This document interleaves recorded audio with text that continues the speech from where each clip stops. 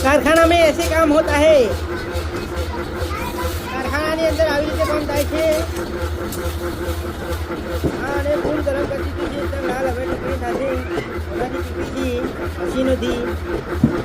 આ બહુ ગરમ છે ઉપર પડે તો બાળી નાખે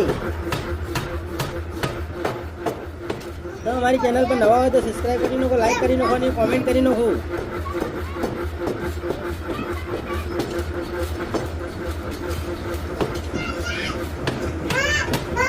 આ ટીપી ની ઘેરો કરી નાખ્યું છે